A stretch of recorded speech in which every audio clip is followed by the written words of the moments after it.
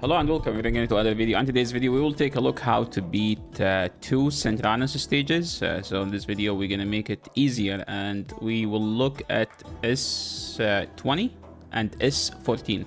So S20, like basically there is no good champions eligible in this, in the double Rotos, if you know the wave, and the double Grazor. Okay, we don't have legendaries here, only they're an epic, and like the champions pool is like pretty slim. Like I think this is the only one where you can't use legendaries. So the team I will be using is basically those four. Tugor is literally there because he's the only champion here with aura, with like good aura. I have him at +4. He is 50. I built him in bolster gear, Duke the Purist, with enough accuracy. And you know what, let's just see how much stats do we need in this wave. And so just give me a second, be right back. So if we go to Hell Hades tool stage tool or something or whatever, you go to SINTRANOS, and we're talking about hard stage, no, not Amius, Soul Cross, hard stage 20, I think, talking about 20, right? Yeah, stage 20. And you will see that the waves are, you need 350 accuracy for the waves, and the fastest champion here, the Panda, is 210, and here we have the Grazords at 220 to 222, and we have Krogar at 224. Krogar is like actually does hit hard. Grazords hit insanely hard, and Tugor is just insanely annoying. And on the third wave we have the Sifi at 214. It's actually not that fast, to be honest. So the second wave is the most obnoxious wave, and this is actually the most difficult one. So what do we do here? Well, basically I have built my Allure in Savage. She's +4, fully awakened. Okay, and I have my my live arena bonuses to max out ignore defense here, because to be honest, this is just an extremely difficult wave. So let me pull the recording, because it took me like I think an hour and a half of like trying. So please, if you appreciate the if you appreciate the content, make sure to subscribe so I can keep making such a similar content. Okay, let me move this here. Okay, so first thing first, with this wave, you have to kill the Panda, because he is the most obnoxious one. You can't kill War Chief or whatever his name is, this guy, because he is positive affinity. Everything here is kind of, I think, blue, and he is red. So it's going, like, just make sure you let him until the end, and make sure you kill the Panda first. And something to mention here, I made my, what's his name? I made my Archbishop, not the Archbishop. I made my... Oh, dude, why I keep forgetting these names? Archmage Helmet. I was saying Archbishop Pinthrow. Archmage Helmet. Okay, I made him to be the fastest because he has a stun, and we made sure, like, stun. He's the only stun champion here, so that's like a must. Okay, so Archmage is kind of must. Allure is a must. Duke is decent, extremely decent. Those two are optional. You can literally do it with one. But the thing about Jorg, he has increased attack, and you will see the best part about increased attack. So I'm going to use an ability probably you'll never seen or you never used, which is Allure's A3. Yes, Allure has an A3. I know everyone just use A1, but I'm gonna use A3 to one-shot the Panda. And look at this, 145,000 damage. Insane A3. Okay, I think her A3 like ignored 50% of the defense. So here just doing some stuff, literally just tapping my phone, my game, decrease defense and decrease attack. Now remember that Archbishop has to crit to stun, so you make sure you always attacks Snick Track or Skin Track or whatever his name is, so you can stun everyone else. And now it's just a straightforward, since you stun the guy here, since you stun them, dude, I can't even remember one single name. Coronor, since you stun Coronor, those two don't do that much damage. They are just annoying. Okay, and yeah, so let's move to the next wave. So now it's just attacking and just doing damage. Once you kill the Panda, the wave is not annoying. Okay, the Panda just make it insanely annoying with his enfeeble. So now we have one left. Dude, this guy... So the good thing about having 2 revivers is that my Lord like will die a lot because she's built very frail. I will show the build after. So she's dead. Now we're reviving. Okay, now moving into the second wave. I recommend killing this guy first because he does hit hard, okay? Those two are kind of a must kill, but the problem is you can't kill them. So if you can let them survive until the end, that's also a strategy. It's better if you can kill them, but remember that once you get your HP to 1 HP, they will put unkillable. And since we have Allure, that's going to be difficult because once they have unkillable, there is no way to put a... like, you have to not decrease their turn meter, right? So what I'm gonna do here, I'm gonna try to kill Krogor or whatever his name is. I was like checking the affinity. I mean, it's red, but we have to go for it. What am I doing? Just attack this guy. Oh, this is one of the attempts. Oh my, we didn't kill him.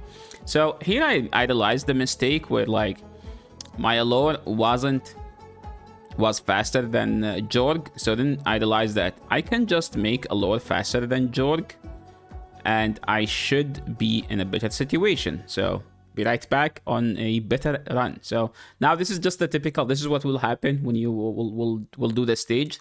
So here, okay, everyone died, and then I had to do a rerun. So this is my current build. Around, we're talking about 6,000 attack and almost 270 speed. So I was looking at Jorg speed, so I needed to make him faster so she can one-shot. Because if you notice on the second wave, I was barely able to one-shot, but we didn't one-shot, which means if we have increased attack, we should be able to always one-shot. So I'm looking at like attack boots. So now we're rocking around 7,000 attack, 240 crit damage, and she has like a... this is like a 5-star. So this is the stats for the Lord, almost 7k. I mean, being +4 does help, like 40% more attack. And here I was trying to make Jorg just slightly faster than Allure, so we can make her able to one-shot. And you will see here, stun everyone, increase attack. Remember last time it was 145k, right? Let's see this time. 196,000, almost 200k attack from Allure, no decreased defense, okay?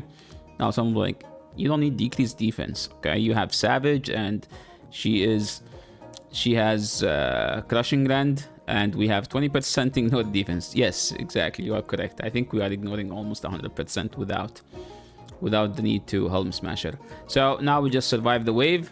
I think we die here. Okay, we just keep... okay, we do it again. Okay, show us the damage a lot again.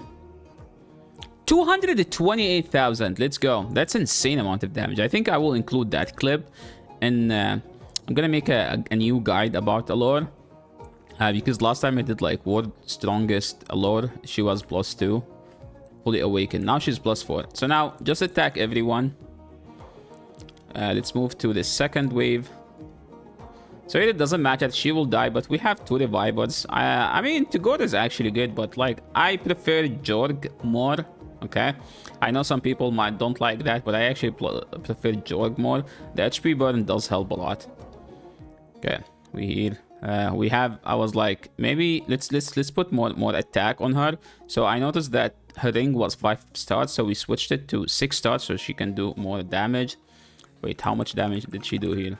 Remember, it was 228. Let's see this time.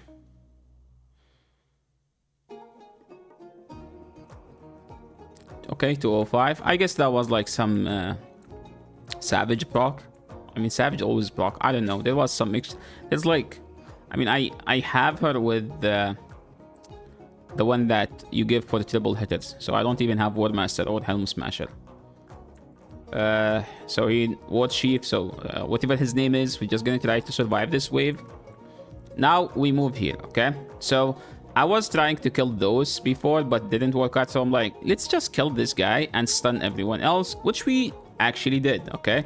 So increase attack, and here comes the nuke, and we do 186,000, okay, into a SINTRANOS wave. So now what's the play? Well, we need to make sure that we kill this guy here as soon as possible. Dude, Archmage Helmet is actually the MVP here. Like, okay, we proc the passive, which is actually decent. So now we're just gonna try to wait for him to take a turn. I'm going to provoke because I don't want to hit anyone at this point. Like, I don't want to hit anyone that's asleep, okay? Here comes Allure. A1, bye-bye. Okay, no, that he actually survived. Now he's dead, okay? Grazor is dead. So this should be a straightforward at this point, and this wave is no longer as painful as it was. So now straightforward, just a stun, just attack, and A1's here. We get the unkillable Brock, and I think it's just a straightforward at this point, so let's just go and see what happens after. Because this guy is kind of useless. He does actually help you sometimes with killing the wave faster because of his poison. But again, he's also annoying because he heals and he does lots of stuff. So now what's the play here? Well, we still have to go for the stun. So we make sure to stun everyone. I think you attack Rotos because you know that Rotos will cleanse. So you need to stun everyone else. Now the goal is to one-shot the UDK. Can we do it? We easily can. Okay, Allure with the insane amount of damage. And now, as I said, straightforward because we need... Okay, it's not straightforward. We still need to kill the Sifi. Once you kill the Sifi, it's just easy. Before that, it's a bit difficult. Oh my, what a nuke. Dude, Allure is just chadding here like a Giga Chad. Doing all this damage. Okay, Duke the Purist is doing all the support damage, and we have Jorg here to provide the increased attack, and Tagore to keep everyone alive, and just to do some spins for no reason. And that's how you beat this stage. Get 300 energy as well. Now let's show the builds. Okay, so Allure had... Okay, I re-geared after. Sorry, I had to choose to change the pieces. But Allure was at... Okay, she was at 230 speed, 7k attack. That was the only difference. 230 speed, 7k attack. Savage plus getting the crit damage and above 300 accuracy. I do have bonuses accuracy. You need actually 350. So I'm almost there. Okay, with the masteries, we're almost there, and this is the masteries for her. I always like, if you want to try like to use the nuker Allure, you can go for this one. No, this one, so you can have a chance into decreasing the cooldown. You could also build her in Merciless, so that will provide you with like a more ignored defense if you don't have the bonuses. You have her with Crushing Rend Jorg. He's running at 200, almost 250, 80k HP. That's all you need. Everything else is just whatever. And Bolster is actually the key. Duke the Purist. If you can make him as fast as possible. I don't have him as fast as possible. So this is what I had him before, and it stayed as is. For Archmage, he was at 290 speed. Accuracy above 350, make sure that, and this is the build. Nothing actually insane. I just had this mastery because he does some stun, and everything is just like a generalist build. So that's how you beat S20. Good luck with beating S20, and if you like the content, always make sure to subscribe to the channel, leave a like if you are new, if you like the video, and see you in the next one, which will be about S14. Peace.